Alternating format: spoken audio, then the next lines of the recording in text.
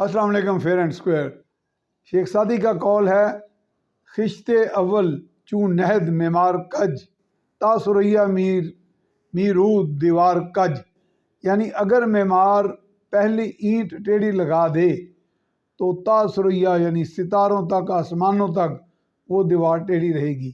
یہی حال ہماری جوڈیشری، یہی حال ہماری اسٹیبلشمنٹ، یہی حال ہماری ریاست، یہی حال ہماری اس وقت پوری سیاست کا ہے، جس کا آج کل زیادہ ہائی لائٹ ہوئی ہے میاں نواز شریف کے بیانات سے، اور مریم نواز بھی اور عمران خان بھی پورا اپنا حصہ ڈال رہے ہیں. سب لوگ اپنا اپنا غصہ نکال رہے ہیں. جو لوگ اقتدار سے نکل گئے، چاہے وہ کسی وجہ سے نکل گئے، وہ کہتے ہیں سارا کام غیر آئینی تھا اور اس کو تحفظ عدلیہ نے دیا، پیچھے اسٹیبلشمنٹ ہے، اور اسٹیبلشمنٹ میں پھر بھی نام جو اب اسٹیبلشمنٹ حاضر سروس ہے عمران خان، تو ان کو بھی رگڑا لگا رہے ہیں.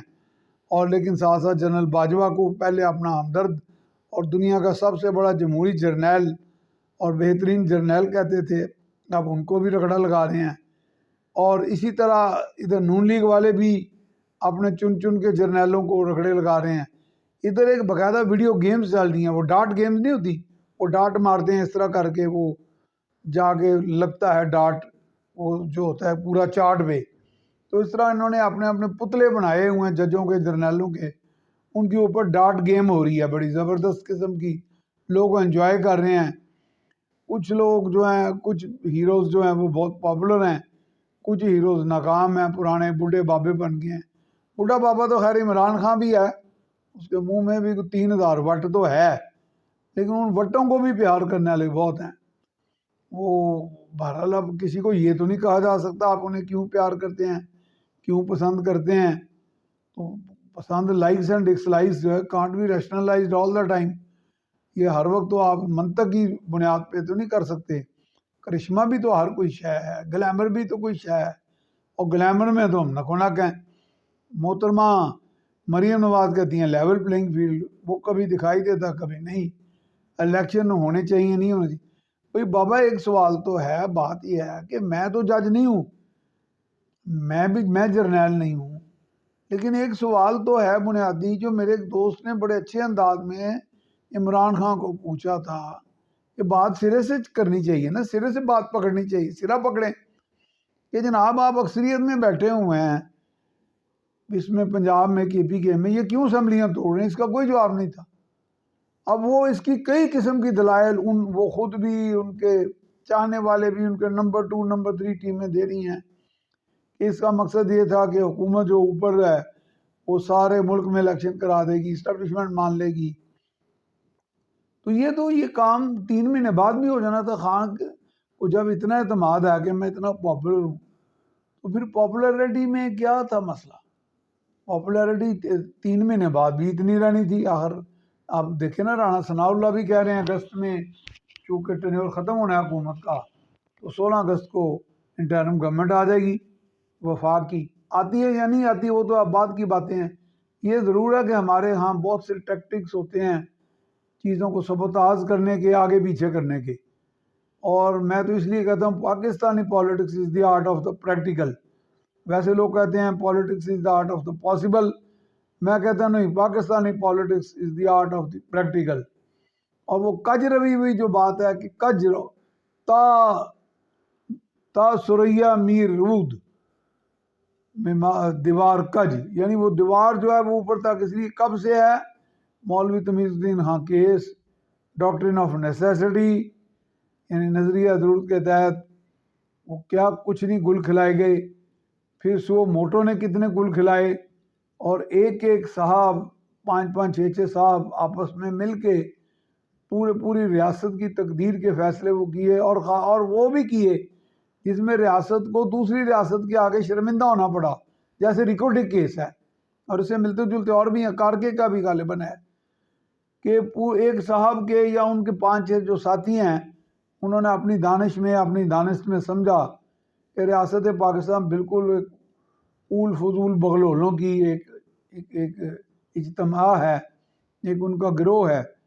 تو ان کے ساتھ اگر دوسرے ممالک نے یا ریاستوں نے کوئی معاہدے کیے ہیں تو ان کو وائنڈ اپ کر دیا جائے. تو اس طرح تو دنیا میں واقعی اس کی کوئی نظیر نہیں ملتی. یہ وہی کج رویہ جو ہم دیکھ رہے ہیں آج، جو ہم دیکھ رہے ہیں یہ اسی جو دیوار، وہ اینٹ جو الٹی غلط رکھی گئی تھی. اسی طرح آپ کے ہاں جو شروع ہی سے ماشاء اللہ لگتے رہے، اور آئین کو ایک کاغذ کا ٹکڑا کہا گیا، اور پھر ساتھ ایک دلیل بھی بڑی خوبصورت ہے کہ فلسفی بھی بڑی آتی ہے مارشل لاؤ میں، یا مارشل لا کے جو، یا ہمارے جو ملٹری ڈکٹیٹرز ہوتے ہیں ان کے پاس فلسفی بڑی ہوتی ہے. Devolution of powers, no one is indispensable, کوئی بھی ناگزیر نہیں ہے، چونکہ کوئی ناگزیر نہیں ہے انہوں پھانسی لا دو. یہ اور پھر یہ first Pakistan and then anything else, چلو وہ تو بات کو بات عقل میں آتی ہے، لیکن فلسفیز بڑی بڑی اعلیٰ ہیں میں کہتا ہوں. اور جو علامہ عمران خان ہیں وہ تو فلاسفر میرا خیال سقراط کو بھی کاٹتے ہیں، کیونکہ ہر لمحے وہ ایک فلسفی گھڑ رہے ہوتے ہیں اور بتا رہے ہوتے ہیں. جس طرح اعتماد کے ساتھ ایک جھنڈا پی ٹی آئی کا لگا کے، ایک پاکستان کا لگا کے، وہ تو پیدا ہی خطاب کرنے کے لیے ہوئے ہیں، اور ان کا ہر خطاب آنکھوں کو منہ کو لگا کے چوم کے لوگ شاید کسی مربوط شکل میں، مکتوب کی شکل میں رکھ لیتے ہوں اپنے کتب خانوں میں اور اپنے، میں سمجھتا ہوں لائبریریز میں. تو یہ ایک ساری صورتحال ہے کہ اس ساری صورتحال میں، اور سیاست کی بے ڈھنگی چال وہ بھی آپ کے سامنے ہے. تو یہ ہم نے گرو تو نہیں کیا، ہم تو میرا ترقی معکوس کی طرف چل پڑے، ہم آگے جانے کی بجائے پیچھے گئے. اور تو اس کی بجائے اس کا آج انجام ہم دیکھ رہے ہیں. تو سیاست کا یہ جو اب ہمارے ہاں سلسلہ چلا، یہ مجھے اب یاد پڑتا ہے کہ میں میاں نواز شریف جب وزیر اعظم تھے تو چونکہ کئی وزیر اعظم کے ساتھ ہم نے کام کیا بطور جرنلسٹ، ان کے ساتھ ٹریول کیا، بات چیت کی، دیکھا بھالا، سمجھنے کی کوشش کی، ان کے اقتدار کے نشے کے جو مظاہر تھے وہ دیکھے کہ کس طرح لوگ ان کے سامنے ہاتھ باندھ کے کھڑے ہیں، فریادیں کر رہے ہیں، اور وہ کتنا تحکمانہ انداز میں ان کے ساتھ بات کرتے تھے. تو میں نے انہیں پوچھا ایک دفعہ نواز شریف کو کہ اسٹیبلشمنٹ کیا بلا ہے.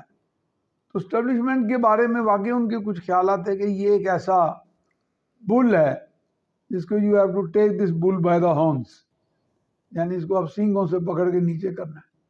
لیکن وہ جب بھی کسی نے سینگ سے پکڑ کے نیچے کیا، اس نے سینگ مار کے ٹوٹ مار کے اپنا ادھر درم برم سارا نظام کر دیا. یہ وہی ہرکلیز ہے جو ذرا سا موڑا ایسے کرتا ہے تو دھرتی ہل جاتی ہے.